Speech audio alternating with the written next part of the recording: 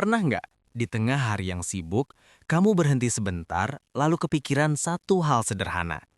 Sampai kapan tubuh ini bisa terus dipaksa berdiri seharian di balik etalase?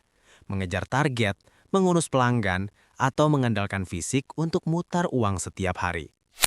Bukan karena kita lemah, tapi karena manusia memang punya batas.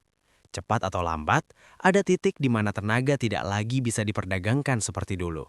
Masalahnya, banyak orang baru sadar soal itu saat semuanya sudah terasa berat. Saat bangun pagi bukan lagi soal semangat, tapi soal memaksa diri. Padahal ada pilihan lain yang jarang dibicarakan. Bagaimana caranya memindahkan lelah itu pelan-pelan dari badan kita ke aset yang bisa bekerja tanpa harus kita jaga setiap hari. Bukan berhenti bekerja, tapi mengubah peran dari yang terus mengejar uang menjadi orang yang membiarkan uang dan aset bekerja menggantikan tenaga. Di video ini, saya tidak akan menjual mimpi cepat kaya. Kita akan bicara soal strategi yang masuk akal, membumi, dan bisa dihitung. 3 cara sederhana menggunakan tanah dan ternak di desa agar suatu hari nanti saat usia bertambah dan tenaga berkurang, hidup tetap berjalan tenang. Banyak orang mengira pensiun di desa itu identik dengan menyerah atau mundur dari kehidupan. Padahal justru sebaliknya. Pindah fokus ke desa adalah soal efisiensi, bukan pelarian. Dengan uang yang sama di kota, kita sering hanya membeli ruang ruko sempit atau kontrakan mahal. Sementara di desa, modal yang sama bisa berubah menjadi sesuatu yang jauh lebih bernilai. Lahan, sumber daya, dan sistem hidup yang lebih ringan secara biaya. Disinilah pentingnya memahami perbedaan antara active income dan yang jarang dibahas orang, yaitu passive estate. Active income menuntut kehadiran fisik. Kamu sakit, kamu berhenti, uang pun ikut berhenti. Tapi aset fisik bekerja dengan logika berbeda. Tanah tetap ada meski kamu istirahat. Ternak tetap tumbuh meski kamu tidak hadir setiap hari. Nilainya tidak bergantung pada tenaga, tapi pada waktu dan pengelolaan. Strategi pertama ini adalah fondasi. Saya menyebutnya safety play, karena tujuannya bukan membuat kamu kaya mendadak, tapi memastikan masa tua tetap punya penopang yang stabil. Land banking pada dasarnya adalah membeli tanah bukan untuk langsung dijual, tapi untuk disimpan sambil menunggu waktu bekerja. Kuncinya ada di lokasi, bukan spekulasi. Cari tanah desa di jalur pengembangan, dekat sumber air, atau wilayah yang perlahan mulai hidup. Masalahnya banyak orang beli tanah lalu dibiarkan kosong bertahun-tahun. Padahal tanah kosong itu diam-diam menggerogoti uang kita melalui pajak dan biaya perawatan. Waktu yang terbuang itu mahal. Karena itu prinsip utamanya sederhana, jangan biarkan tanah kosong.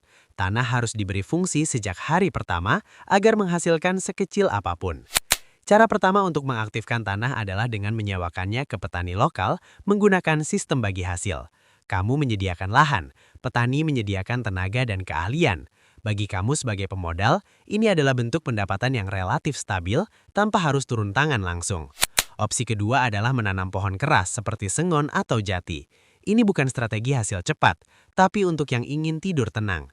Pohon-pohon ini tumbuh perlahan nyaris tanpa campur tangan, namun nilainya terus naik. Banyak orang menyebutnya sebagai tabungan hidup karena kamu menanam hari ini dan memetik hasilnya beberapa tahun ke depan saat kebutuhan besar muncul, seperti biaya sekolah atau renovasi rumah.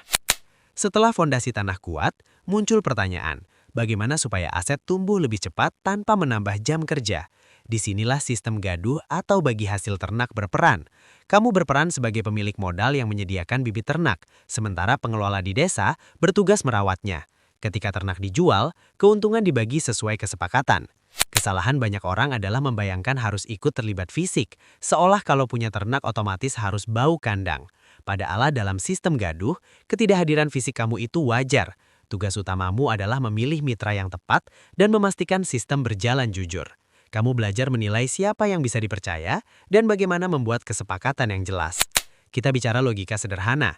Misal kamu membeli 1 ekor bibit sapi, ada biaya pakan dan perawatan yang dicatat jelas. Saat sapi dijual, yang dihitung bukan harga jual kotor, tapi keuntungan bersih setelah biaya. Keuntungan itulah yang dibagi antara pemodal dan pengelola. Sistem ini membuat kepentingan kedua pihak selaras. Semakin sehat ternak, semakin besar bagian mereka. Peran kamu bukan lagi menghitung untung setiap hari, tapi menjaga hubungan tetap sehat dengan mitra. Ini adalah latihan kesabaran yang nyata, karena tidak ada notifikasi harian seperti aplikasi investasi. Yang ada hanyalah proses pertumbuhan yang pelan tapi pasti. Strategi ini menyatukan tanah dan ternak dalam satu sistem utuh. Integrated farming bekerja dengan prinsip bahwa apa yang dihasilkan satu aset menjadi bahan bakar bagi aset yang lainnya. Tanah menumbuhkan pakan, dan ternak menghasilkan pupuk alami yang kembali menyuburkan tanah. Siklus ini mengurangi biaya dan memperkuat produktivitas. Di tahap ini, kamu adalah pengatur sistem. Kamu memilih komoditas bernilai tinggi seperti durian atau alpukat yang permintaannya stabil. Sambil menunggu pohon berbuah, lahan di bawahnya digunakan untuk rumput pakan. Uang yang biasanya bocor untuk beli pakan dan pupuk mulai berputar di dalam sistem sendiri. Tidak ada strategi yang bebas risiko. Banyak orang gagal karena masuk tanpa persiapan. Ada 3 risiko utama yang harus dimitigasi. Legalitas tanah, jangan kompromi soal sertifikat tanah. Manusia, keberhasilan bergantung pada kredibilitas pengelola. Pilih berdasarkan rekam jejak, bukan sekedar rasa tidak enak. Karena keluarga, akses pasar, pahami kemana hasil panen akan dijual dan bagaimana harga terbentuk.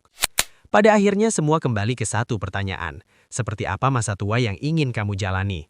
Bukan soal seberapa besar angka di rekening, tapi seberapa tenang pikiran saat bangun pagi ketika fisik tidak lagi sekuat dulu. Tanah, ternak, dan sistem yang terhubung bukan jalan pintas. Ia menuntut kesabaran dan keberanian berpikir jangka panjang. Pensiun bukan akhir dari produktivitas, tapi peralihan dari bekerja dengan tenaga menjadi mengelola hasil dari keputusan yang tepat. Pensiun kaya raya mungkin pilihan, tapi pensiun tenang adalah hasil dari persiapan yang sadar dan terukur. Pensiun bukan berarti berhenti dari kehidupan, tapi berhenti dari rasa cemas akan hari esok. Investasi di desa melalui tanah, ternak, dan sistem pertanian terpadu adalah cara kita menghormati masa tua kita sendiri. Namun ingat, semua langkah besar selalu dimulai dari satu keputusan kecil yang berani. Sekarang saya ingin dengar dari Anda. Dari 3 strategi yang tadi kita bahas, land banking, sistem gaduh ternak atau integrated farming, mana yang paling mungkin Anda eksekusi dalam 12 bulan ke depan? Atau apakah Anda punya kendala spesifik, misalnya sudah punya lahan tapi bingung memilih komoditas yang tepat? Tuliskan rencana atau pertanyaan Anda di kolom komentar di bawah. Mari kita bedah bersama, bukan sekedar bicara mimpi, tapi bicara angka dan langkah nyata. Karena pensiun kaya raya itu mungkin pilihan, tapi pensiun dengan hati yang tenang adalah hasil dari persiapan yang sadar dan terukur. Jangan lupa like jika video ini membuka sudut pandang baru bagi Anda. Subscribe untuk terus mengawal strategi finansial masa depan Anda, dan share video ini ke teman atau kerabat yang mungkin sedang merasa lelah dengan rutinitas kota dan butuh rencana cadangan di desa.